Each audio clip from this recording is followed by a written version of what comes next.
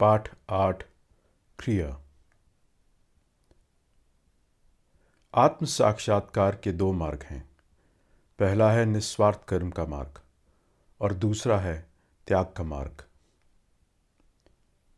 दोनों मार्ग परम लक्ष्य तक पहुंचाते हैं, लेकिन निस्वार्थ कर्म का मार्ग त्याग के मार्ग से बेहतर माना जाता है। जो लोग पूर्ण त्याग को प्राप्त करते हैं वे पक्षपात और पसंद नापसंद से परे होते हैं और व्यक्तिगत इच्छाओं से ऊपर उठ जाते हैं। ज्ञान और कर्म को अनुभवहीन लोग अलग मानते हैं, लेकिन ज्ञानी जानते हैं कि यह दोनों एक ही परिणाम की ओर ले जाते हैं। किसी एक में उत्कृष्टता प्राप्त करने से दोनों के लाभ प्राप्त होते हैं। ज्ञान और निस्वार्थ सेवा का लक्ष्य एक ही है। जो इस सत्य को समझता है वे बौद्धिक अध्ययन और निस्वार्थ सेवा में कोई भेद नहीं देखता। सच्चा त्याग, जो कर्म के फलों से विलग होना है, बिना निस्वार्थ क्रियाओं में शामिल हुए प्राप्त करना कठिन है। जो लोग निस्वार्थ सेवा करते हैं वे खुद को सभी में देखते हैं और अपने कार्यों से अप्रभावित रहते हैं। एक व्यक्ति जो एकीकृत चेतना में होता है वह यह समझता है, मैं केवल एक साधन हूं।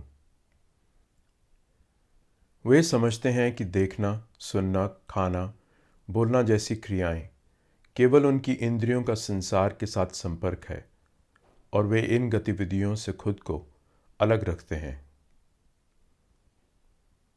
जो अपने कर्मों को उच्च उद्देश्य के लिए समर्पित करते हैं वे पाप से अछूते रहते हैं, जैसे एक कमल का पत्ता पानी में होते हुए भी सूखा रहता है।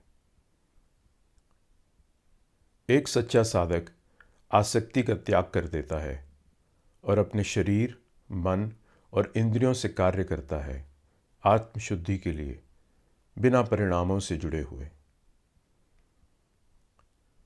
मूर्ख व्यक्ति अपने कर्मों के फल की इच्छा करता है और इसलिए वह बंधनों में फंसा रहता है।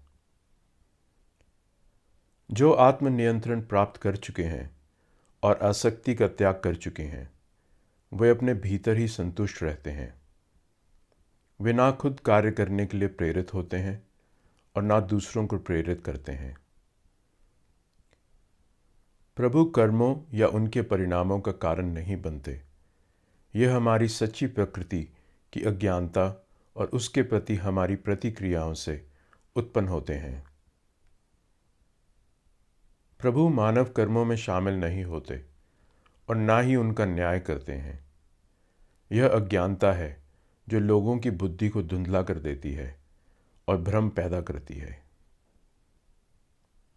अज्ञानता आत्मज्ञान से नष्ट हो जाती है, जो सूर्य की तरह चमकता है और परम सत्य को प्रकट करता है।